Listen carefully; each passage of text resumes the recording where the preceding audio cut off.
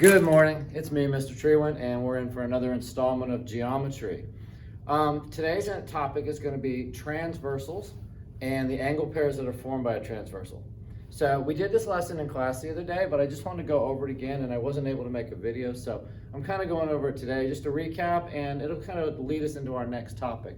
So as we looked at a transversal, some of the things that we talked about were the definition of a transversal, parallel lines, angle pairs. And so let me kind of go through each of those. And I'll start with what is a transversal. So in this picture, I have two lines going here, left to right, and then I have this other line that is intersecting those lines. That is called a transversal. It's a line that intersects two or more distinct lines. And I say distinct because I want to make sure you know that it has to actually intersect two different lines, not the same line twice. Okay, so that is what a transversal is. Now, when a transversal intersects two lines, it makes a bunch of angle pairs. And those angle pairs don't have any significance at all until something happens that we're going to look at today. And what will happen is if we have parallel lines. So let's say that that transversal intersects parallel lines.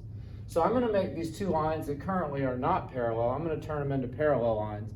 And I can do that in geometry if I just add a symbol. If I add one little arrowhead on each one of them, and it doesn't matter if I put the arrowhead on the left side or the right side, it doesn't matter if I color it in, don't color it in, it doesn't really matter.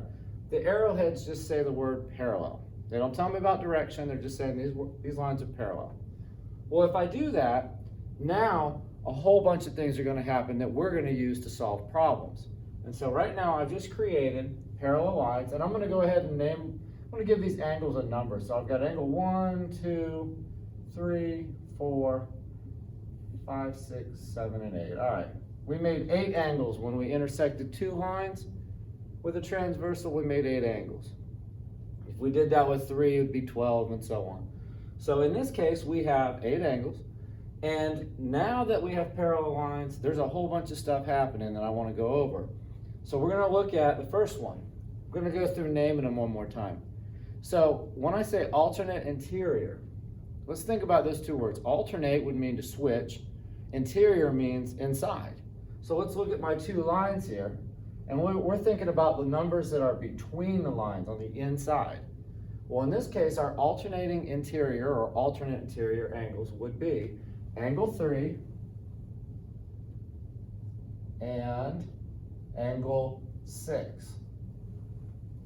These two have alternated. You can see that they switch sides and they're alternating. A lot of people think it would be 3 and 4, but 3 and 4 are just called supplementary angles. And remember, we're involving two lines, so we want to make sure that when we alternate, we're alternating between the two lines. Okay, also in this case, we have angle 4 and angle 5. These are called alternating interior angles. We're going to come back and talk about them in a moment, but right now we're just going to name some items. All right, the next ones are called alternating exterior. So let's think about that. Switching sides again, that alternate part, but on the exterior. So that would be the lines, the angles that are on the outside of the parallel lines, which would be angle 1 and angle 8. Now, that's not my only pair. I have angle 1 and angle 8, and I also have angle 2 and angle 7. So these all pair up together, and we're going to talk about that in a minute. All right, now the next one we're going to look at, or we already did look at, but we're recapping here, is the corresponding angles. Now our corresponding angles, if you think about the word corresponding, that means that they're going to be in the same location but on a different line. Okay, so whenever we say corresponding, we're talking about something that would line up in the same position, but on a different line. So I always use the example of going next door. If I told everybody in the class to go next door and sit in the corresponding seats, my goal would be that they all went and found the same seat, but just in a different room. Same thing here, corresponding. So if I look at this and I say, all right, who's in the same spot as angle 1, but instead of being on the top line, being on the bottom line? And that would be angle 5.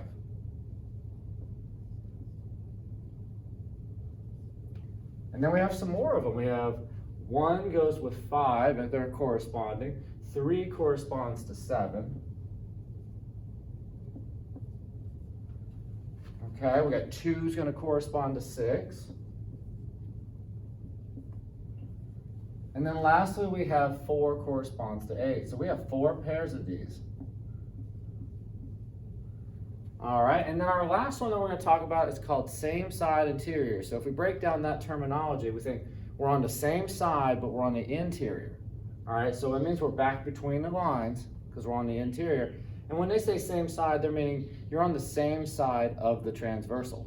So for example, 3 and 5 are on the same side. They're on the left side of our transversal, if you will, and they're between the lines. So my same side is going to be 3 and 5, along with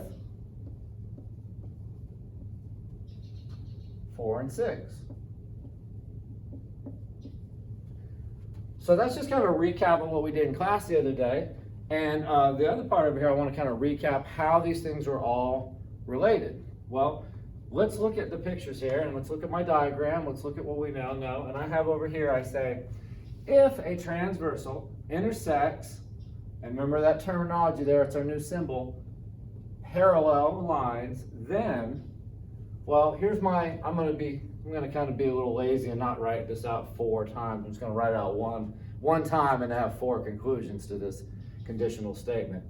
If a transversal line intersects parallel lines, then the alternating interior angles are, and let's look at that. Let's look at 3 and 6.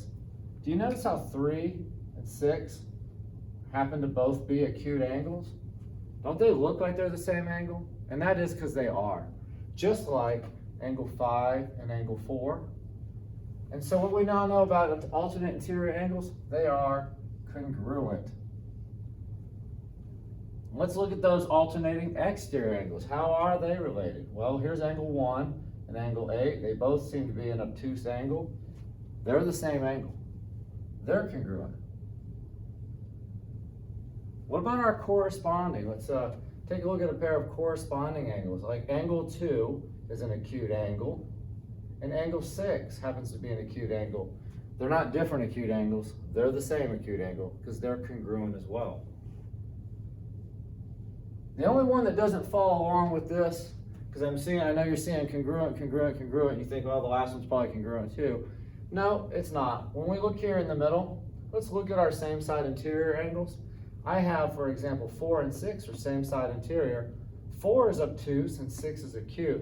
Well, guess what? They're not the equal angles, obviously, but what they are is supplementary. They are supplementary. They're going to add up to 180 every time.